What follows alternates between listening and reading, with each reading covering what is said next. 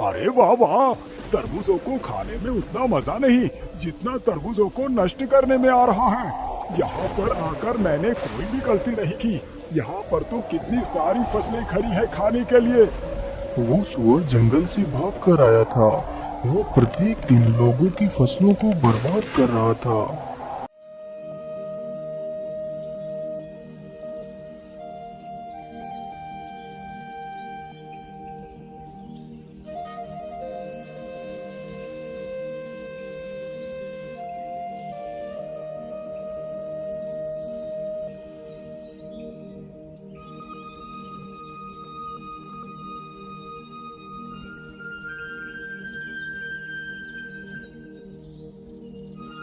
हे भगवान, ये क्या हो गया? मेरे खेत के तो सारे तरबूज उस दुष्ट सुअर ने बर्बाद कर दिए। अब मैं क्या करूंगा? अपना पेट कैसे पालूंगा? इन तरबूजों को बेचकर ही मैं अपना घर चला रहा था, परंतु उस दुष्ट ने मेरा सारा खेत बर्बाद कर दिया।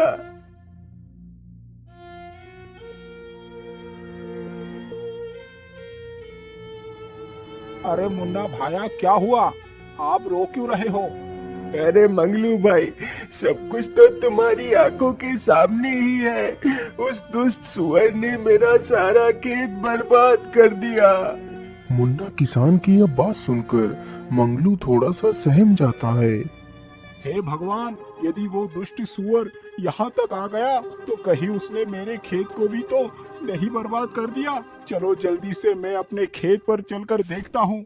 इतना सोचकर मंगलू अपने खेतों की तरफ जाता है तो देखता है उसकी सारी फसल एकदम ठीक है।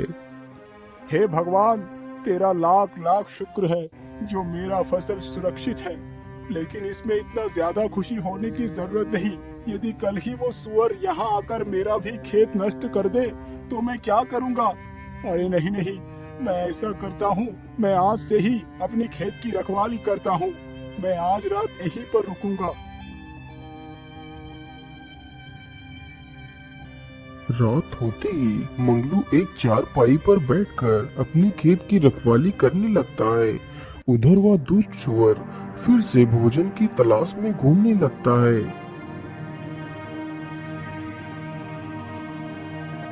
इधर तो खाना दिखाई नहीं दे रहा। मैं ऐसा करता हूँ, उधर को ही चलता हूँ जहाँ कल ढेर सारे तरबूज खाए थे। इतना सोचकर सुअर उधर को ही चल देता है जिधर मुन्ना का खेत था। रास्ते में ही मंगलू का भी खेत पड़ता था जिसमें मंगलू ने खरबूजे बो रखे थे। अरे वाह, इधर से कितनी अच्छी खुशबू आ रही है। चलो इधर को ही चलता हूँ। वैसे भी कल तो मैंने तरबूज खाई ही थी, आज कोई नई चीज का स्वाद लेता हूँ। इतना सोचकर सुअर मंगलू के खेत की तरफ बढ़ता है। सामने से सुअर को आता देख मंगलू के पसीने छूट जाते हैं। अरे बाप रे बाप, इतना बड़ा सुअर! इसके दांत तो कितने पैने लग रहे हैं। ये तो कितना खतरनाक है। अरे हट हट, भाग जा भाग दुष्ट सुअर, नहीं तो मैं तुझे मार डालूंगा। इतना बोलकर मंगलू डंडा लेकर सुअर की तरफ बढ़ता है, लेकिन सुअर मंगलू से बिल्कुल भी नहीं डरा।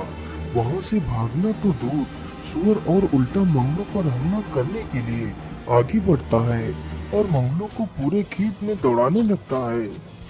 अरे अरे मूर्ख सुअर, तू यहाँ क्या कर रहा है? मेरे ही खरबूजे खाकर मुझ पर ही हमला कर रहा है। मुझे लगता है ये सुअर पागल हो गया है। अरे भागो!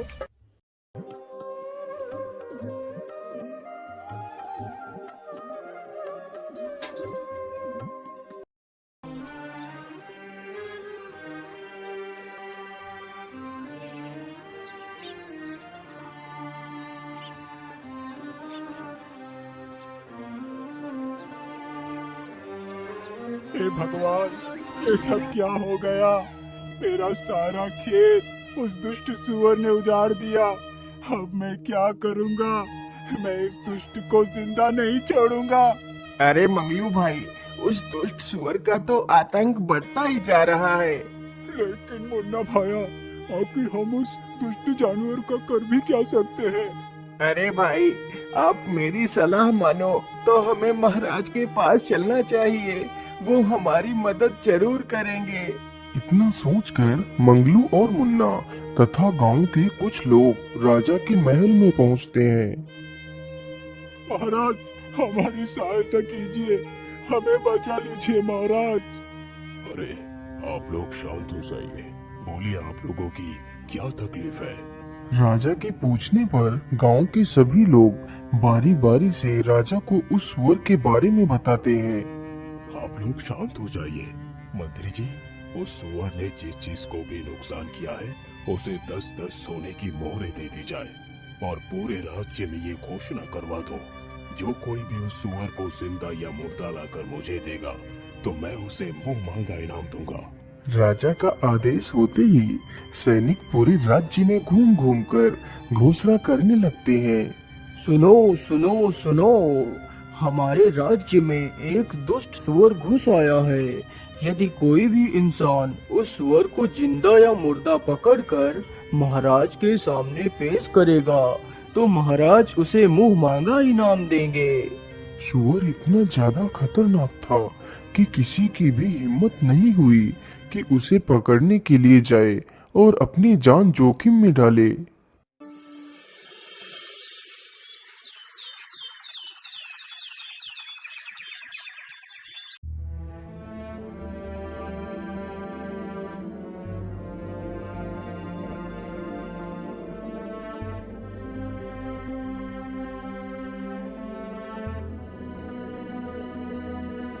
अरे मंत्री जी, क्या आपने राज्य में मेरी घोषणा नहीं सुनाई?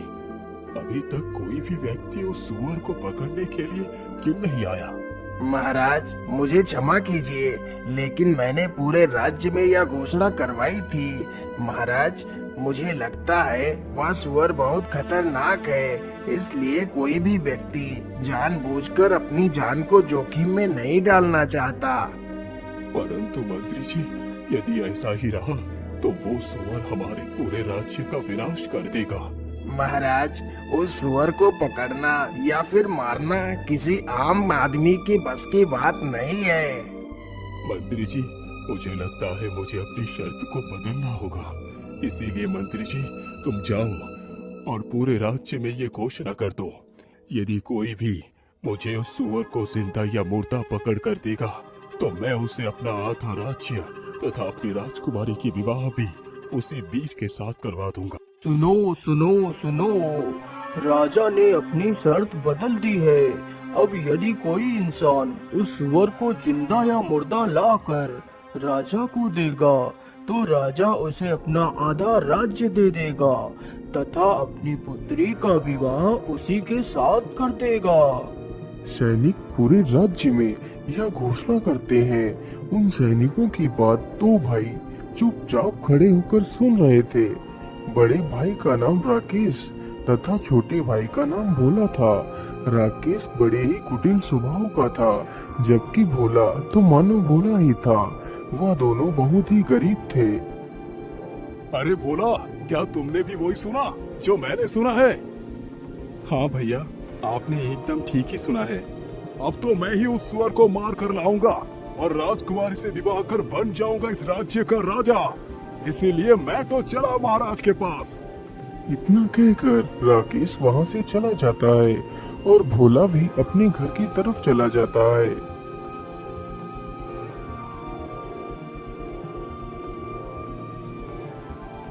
महाराज, मैं लाऊंगा उस दुष्ट सुअर को मारकर। राजकुमारी से तो सिर्फ मैं ही विवाह करूंगा। आप विवाह की तैयारी कीजिए महाराज, मैं जल्द ही वापस आऊंगा। इतना बोलकर राकेश जंगलों की तरफ चला जाता है। उधर उसका छोटा भाई भोला अपने बीमार पिता को सारी बात बताता है। पिताजी, इसके अलावा हमारे पास और कोई दूसरा रास्ता नहीं। ऐसे तिल तिल मरने से अच्छा है कि कोई वीर तुम्हारा कार्य करता हुआ मर जाओ। पुत्र, तुम ऐसा क्यों बोल रहे हो? तुम अपने आप को ही क्यों कोसते रहते हो? पिताजी, और मैं क्या करूं? एक बेटा होने का मैं कोई भी फर्ज नहीं निभा पा रहा। यदि मैं आपका दवाई भी नहीं ला पा रहा तो मैं कैसा बेटा हूं पिताजी? भैया तो कुछ भी नहीं करते, दिन भर इधर उधर घूमते रहते हैं। मैं अकेला घर नहीं चला पा रहा पिताजी, मैं क्या करूं? पुत्र, तुम दुखी मत हो, भगवान पर भरोसा रखो, सब कुछ ठीक हो जाएगा। पिताजी, यदि सचमुच भगवान सब कुछ ठीक कर देंगे तो मैं भगवान के सहारे ही उस दुष्ट सुअर को पकड़ने के लिए जाऊंगा। यदि ईश्वर ने चाहा तो मैं जरूर अपने मकसद में कामयाब होऊंगा। ठीक है बेटा, यदि तुम्हारी यही इच्छा है तो तुम जा सकते हो। जाओ पुत्र, ईश्वर तुम्हारी सहायता अवश्य करेगा। ठीक है पिताजी, अब मैं चलता हूँ। इतना बोलकर भोला महल की तरफ चल पड़ता है और जल्दी ही महल में पहुंच जाता है। महाराज, मुझे आपकी शर्त मंजूर है, मैं लाऊंगा उस सुअर को। मुझे जाने की आज्ञा दी जाए महाराज। ठीक है पुत्र, तुम जा सकते हो। राजा की आज्ञा मिलते ही भोला एक तलवार लेकर जंगलों की तरफ निकल पड़ता है। उधर भोला का भाई राकेश पूरे जंगल में इधर उधर घूमता है, लेकिन उसे सुअर कहीं भी दिखाई नहीं देता। अरे बाप रे बाप, सुबह से घूमते घूमते तो मुझे दोपहर हो चुकी है, अभी तक मुझे वो सुअर दिखा ही नहीं दिया। इतना कहकर राकेश फिर आगे बढ़ता है और इधर उधर उस सुअर को ढूंढने लगता है। अरे राम राम राम, इतनी कड़कती धूप में मुझसे चला नहीं जा रहा। भाड़ में जाए वो सुअर, अब तो मैं इससे आगे और नहीं चल सकता। मैं ऐसा करता हूँ, इसी पेड़ के नीचे लेटकर थोड़ा सा आराम कर लेता हूँ। इतना कहकर राकेश उसी पेड़ के नीचे लेटकर सो जाता है। उधर भोला बेचारा कड़कती धूप में ही उस सुअर को ढूंढता है। अरे रुक जाओ बेटा, मेरी बात सुनो। भोला जैसे ही पीछे मुड़कर देखता है तो उसके सामने एक बूढ़ा बौना आदमी खड़ा होता है, जिसके हाथ में एक तलवार होती है। बोलिए बाबा, आप मुझसे क्या कहना चाहते हैं? अरे बेटा, तुम तो कितने कठोर हो, इस कड़कती धूप में भी पैदल चलकर उस सुअर को ढूंढ रहे हो। वाकई तुम तो कितने परिश्रमी हो, इसलिए मैं तुम्हें कुछ देना चाहता हूँ पुत्र। बोलिए बाबा, आप मुझे क्या देना चाहते हैं? बेटा, तुम मेरी इस तलवार को ले लो। यह तलवार बहुत शक्तिशाली है, इसके वार से आज तक कोई भी शत्रु नहीं बच पाया। लेकिन बाबा, आप हो कौन, और आप ये तलवार मुझे क्यों दे रहे हैं, जबकि आप खुद इस तलवार से उस दुष्ट सुअर को मारकर राजा से बहुत कुछ प्राप्त कर सकते हैं। बेटा, मैं यही पास के गांव में ही रहता हूँ। जब मुझे पता चला कि तुम उस सुअर को मारने के लिए जा रहे हो, तो मैंने सोचा कि क्यों ना मैं इस तलवार को तुम्हें दे दूं, क्योंकि बेटा अब तो मैं बूढ़ा हो चुका हूँ और मैंने अपनी सारी जिंदगी जी ली है, लेकिन अभी तुम्हारी तो सारी जिंदगी पड़ी है जीने के लिए। इसलिए बेटा, मुझसे ज्यादा तुम्हें इस तलवार की जरूरत है, इसलिए तुम इस तलवार को रख लो। ठीक है बाबा, लाइए, मुझे अपनी तलवार दे दीजिए। अच्छा बाबा, अब मैं चलता हूँ। इतना कहकर भोला हाथ में तलवार लेकर जंगल में आगे बढ़ता है। भोला चलते चलते एक गुफा के पास पहुंचता है। अरे ये क्या, यहाँ पर तो किसी जानवर के पैर के निशान है। कहीं ये निशान उस सुअर के तो नहीं है? हाँ, जरूर ये निशान उस सुअर के ही हैं। चलो, मैं इस गुफा के भीतर चलकर देखता हूँ। इतना कहकर भोला गुफा के भीतर घुस जाता है। ये गुफा तो कितनी डरावनी है। आखिर वो सुअर कहाँ पर हो सकता है? अरे इधर से तो किसी की आवाज आ रही है, कहीं इस ओर ही तो वो सुअर नहीं है? इतना कहकर भोला उसी ओर चल पड़ता है जिस ओर से वह आवाज आ रही थी। कुछ दूर चलते ही भोला देखता है कि वह जंगली सुअर कुछ तरबूज और फलों को खा रहा है। अरे दुष्ट सुअर, तू गांव वालों को तकलीफ देकर आराम से यहाँ पर मस्ती कर रहा है। मैं तुझे जिंदा नहीं छोड़ूंगा। इतना कहकर भोला सुअर की तरफ बढ़ता है सुअर भी इतना खूंखार था कि वह भी भोला पर हमला करने के लिए उसकी तरफ बढ़ता है। सुअर जैसे ही भोला के ऊपर छलांग मारता है, तभी भोला अपनी तलवार को सुअर के सीने में उतार देता है। इस प्रकार वह दुष्ट सुअर भोला के हाथों मारा जाता है। सुअर तो मर गया, चलो अब इसे अपने कंधों पर उठाकर ले चलता हूँ। इतना कहकर भोला उस सुअर को अपने कंधों पर लाद कर चल देता है।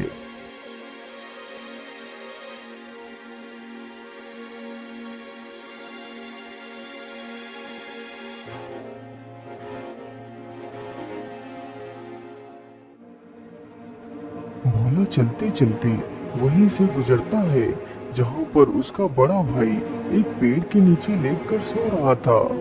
अरे बड़े भैया तो यहाँ पर सोए हुए हैं, चलो मैं उन्हें जगाकर अपने साथ ले चलता हूँ। कहीं किसी जंगली जानवर ने इन्हें यहाँ पर देख लिया तो उन्हें नुकसान भी पहुँचा सकते हैं। अरे भैया उठिए और देखिए, मैं उस सुअर को मार कर ले आया हूँ।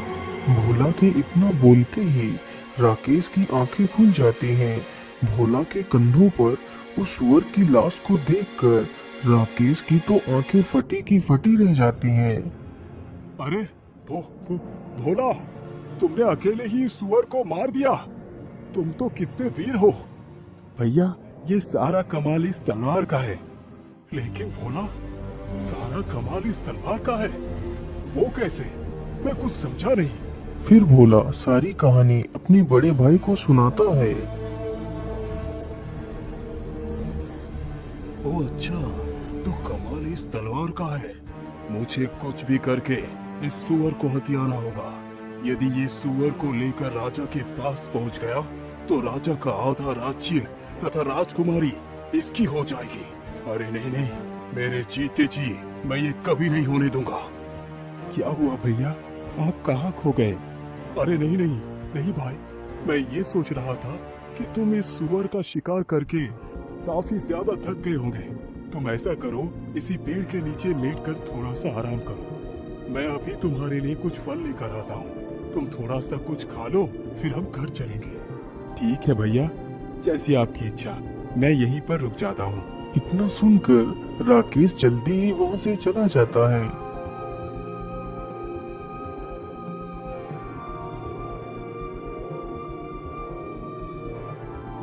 राकेश चलते चलते एक आम के पेड़ के पास पहुंचता है।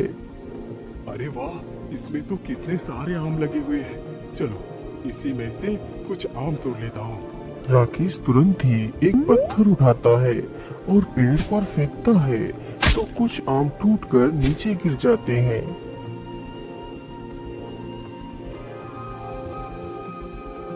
मैं ऐसा करता हूँ, इन आमों के ऊपर इन जहरीले पत्तियों का रस लगा देता हूँ। भोला जैसे ही आम खाएगा तो उसका काम तमाम हो जाएगा।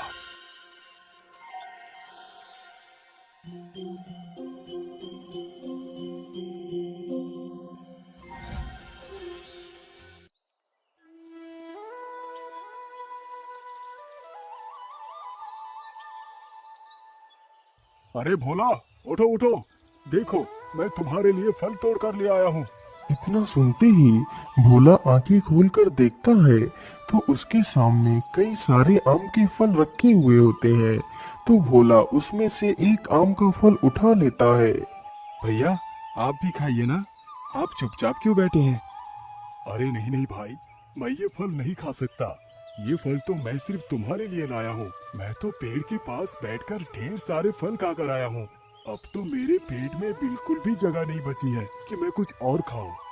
अच्छा ठीक है भैया, मैं कुछ फल खा लेता हूँ और कुछ फल पिताजी के लिए भी ले चलता हूँ। भोला तुरंत ही आम के फलों को खाने लगता है। भोला ने अभी मुश्किल से एक ही आम का फल खा पाया था। अरे भैया, ये कैसा आम था? इसे खाकर तो मुझे चक्कर से आने लगे हैं। इतना कहकर बेचारा भोला जमीन पर गिर जाता है। अरे वाह वाह, भोला तो गया काम से। अब तो मैं बनूंगा राजा। चलो मैं ऐसा करता हूँ, इसकी लाश को कहीं दूर झाड़ियों में दफना देता हूँ।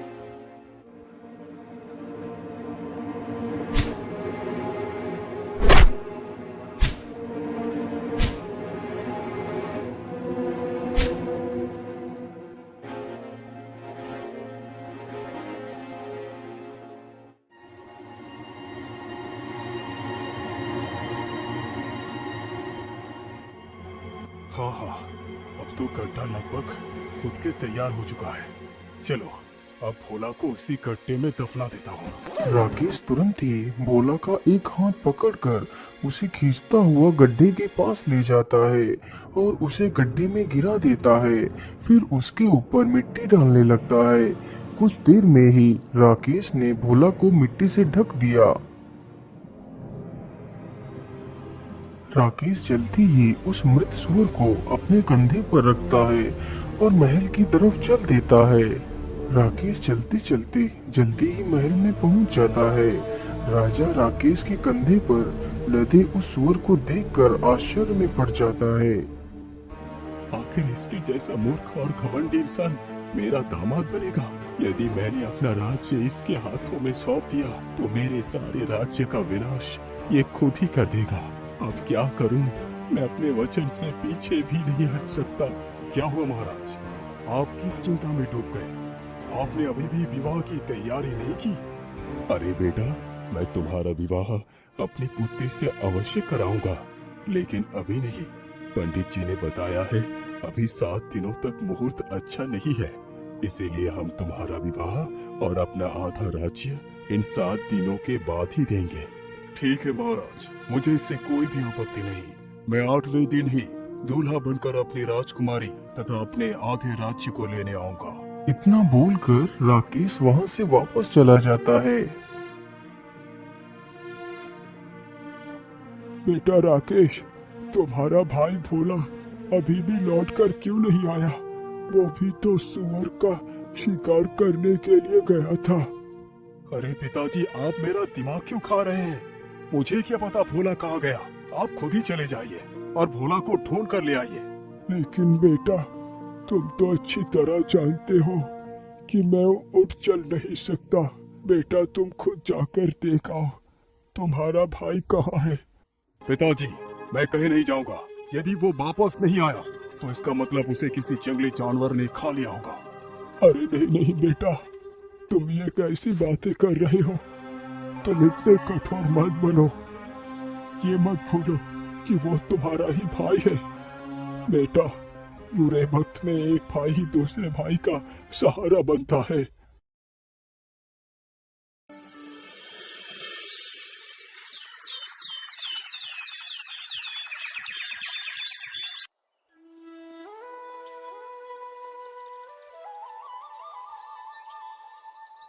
महाराज, 7 दिन तो गुजर गए।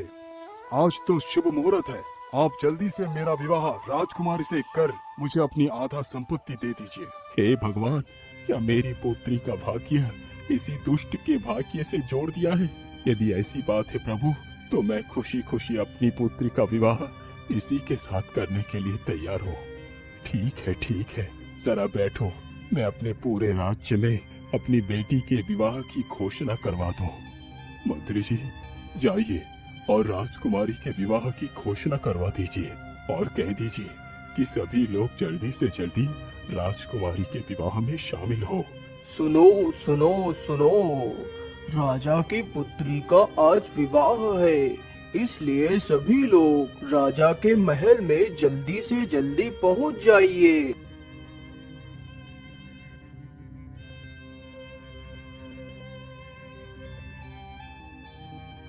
रुक जाइए पंडित जी, ये विवाह नहीं हो सकता।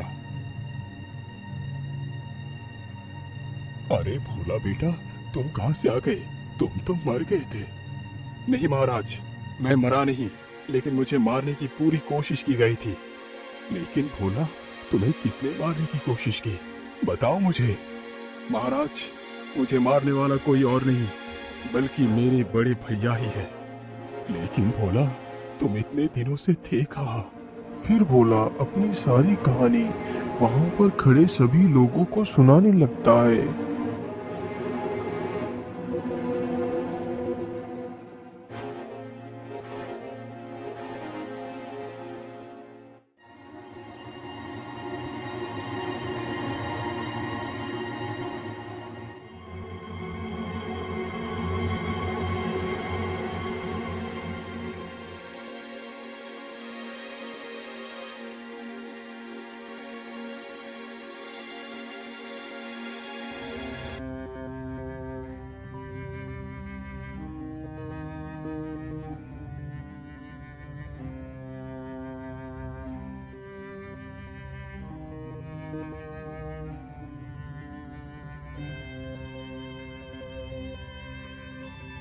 अरे मेरी एक बकरी कहाँ चली गई?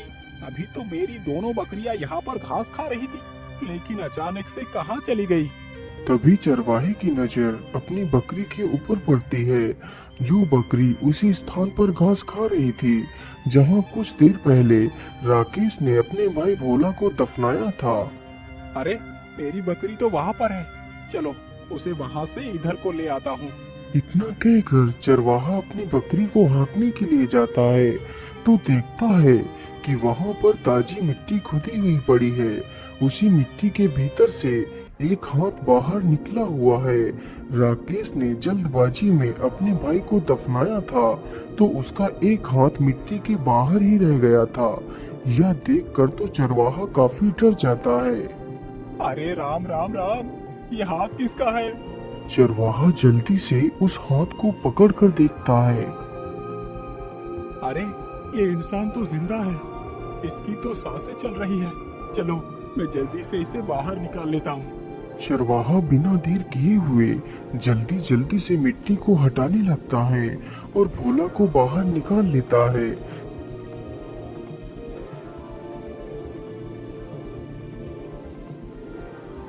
अरे भाग्यवान, तुम जरा इसका ध्यान रखना, मैं अभी वैद्य जी को बुलाकर ले आता हूँ। चरवाहा तुरंत ही वैद्य के घर जाता है। वैद्य जी, जल्दी से हमारे साथ चलिए। मुझे एक युवक बेहोशी की हालत में मिला है, आप जल्दी से चलकर उसे देख लीजिए। चरवाहे की यह बात सुनकर वैद्य उसके घर जाकर देखता है तो भोला की सांसें चल रही होती हैं, लेकिन उसे होश नहीं आया हुआ होता है। अरे भाई, मैं तुम्हें एक औषधि देता हूँ, तुम उस औषधि को पीसकर रोज इसके तलवों पर मलना। यदि ईश्वर ने चाहा तो यह युवक जल्दी ही ठीक हो जाएगा।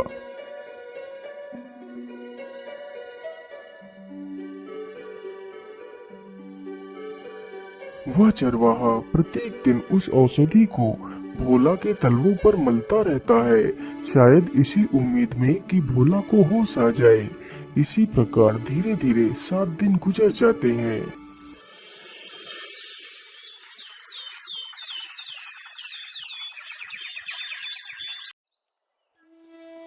अरे भाग्यवान, तुम कहाँ हो? तुम कहाँ हो भाग्यवान? अरे क्या हुआ? आप इतना हंस क्यों रहे हैं? बताइए क्या बात है? अरे भाग्यवान, आज राजा की पुत्री का विवाह है और जिसके साथ राजकुमारी का विवाह होने जा रहा है उसका नाम राकेश है। तुम जल्दी से तैयार हो जाओ, हमें अभी निकलना है।